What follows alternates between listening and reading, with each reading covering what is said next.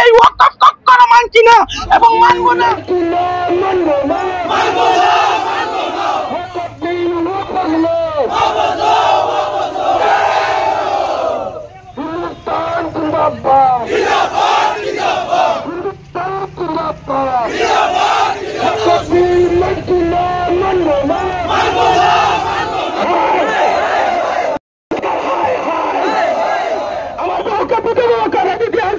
আমার বাচ্চারা এতিম করে দিতে আসি, তাহলে আমাদের এই আমাদের যে বিল আমরা কখনো মানব না। আমরা যুব সমাজ একত্রিত হয়ে মুসলিম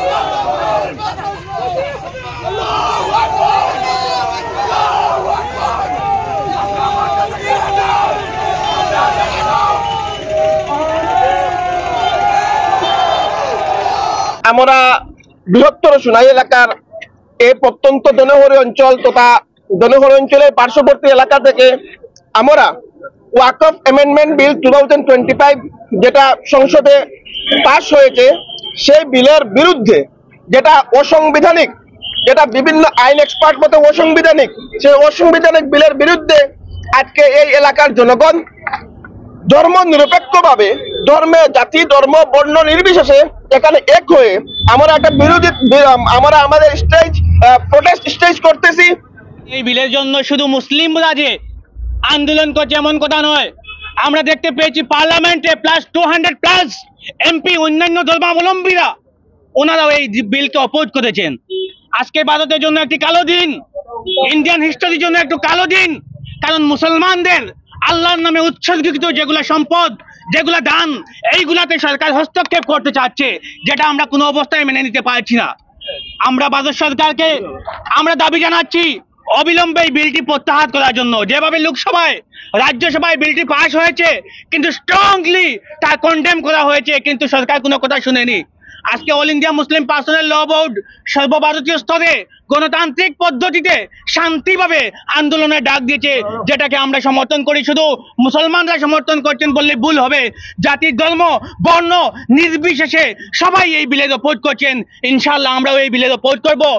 মোদী সরকারের বিরুদ্ধে এবং আমরা ওয়াকফ বিলের বিরুদ্ধে জনহরিতে মেতায় যে প্রটেক্ট করা হয়েছে, সেই প্রটেক্ট থেকে আমি আসাম সরকার এবং কেন্দ্র সরকারকে আমরা একটা সাফ কথা জানিয়ে দেই যে আমরা সবসময় প্রস্তুত আছি। মুসলিম সমাজ আমরা কখনো আপনাকে ভয় করি না, আমরা ভয় করি এবং আল্লাহকে। আমরা কখনো ভয় করি না সরকারকে, কখনো ভয় করি না গুলা বারুদকে, আমরা ভয় করি মোহাম্মদ রসুল্লাহকে। আমরা সেই মোহাম্মদ রসুল্লাহর এবং আল্লাহর কারণে আমরা বুক দিতে বাধ্য হচ্ছি, আমাদের বউকে বিধবা করতে বাধ্য হচ্ছি, আমাদের বাচ্চাকে আমরা এতিম করতে বাধ্য হয়েছি। আমরা মাতৃহারা চাই, আমরা পিতৃহারা হইতে চাই, কিন্তু সেই ওয়াকফ আমরা কখনো মানব না। আমরা কেন্দ্র সরকারকে চাপ জানিয়ে দেই, আমরা আগামী দিনে সেই আসাম সরকারের বিরুদ্ধে এবং কেন্দ্র সরকারের বিরুদ্ধে এই যে ওয়াকফ বিল করা হয়েছে আমাদের মসজিদের স্বার্থে, আমাদের মাদ্রাসার স্বার্থে, আমাদের কবরস্থানের স্বার্থে, আমাদের ঈদগাহর স্বার্থে আমরা সোনাই সমষ্টি থেকে আমরা একটা প্রতিবাদী আরম্ভ করব। সেই প্রতিবাদ হব পাঞ্জাবের মতো, আমরা সমস্ত কাছাড় ডিস্ট্রিক্টের আমরা যত অফিস আছে সব বন্ধ করে দেব। যদি আমরা পুলিশে গুল্লি করতে আমরা বাধ্য আছি, আমরা প্রশাসনকে বলতে চাই আমরাকে এখন গুল্লি করা হোক। আমরা এই ওয়াকফ কখনো মানছি না এবং মানব না। ওয়াকফের বিরুদ্ধে আমরা প্রতিবাদ করতে যদি আমাদের গুল্লি করা হয়, আমাদেরকে রাস্তার মধ্যে গুল্লি করা হোক। আমরা আসাম সরকার এবং কেন্দ্র সরকারকে দাব জানিয়ে দেই অতি সত্বর আপনারা সেই ওয়াকফে উঠ্ট করা হোক, ওয়াকফকে আমরা বাতিল করা হোক। আর নাইলে আমরা পুরা মুসলিম সমাজ আমাদের বউ বাচ্চা থেকে শুরু সবাইকে আমরা রাস্তায় নেমে বিস্তর ফেলে এখান থেকে আমরা প্রতিবাদ আরম্ভ। আমরা কখনো এটা মানবো না।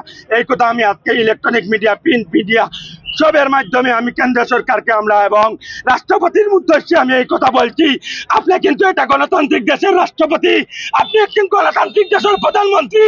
ডাক্তার বি আম্বেদকর যেভাবে নিরপেক্ষভাবে একটা সংবিধান লিখেছেন, সেই সংবিধানে স্পষ্টভাবে লেখা আছে যে কথাটা কেউ অধিকার করা হবে না।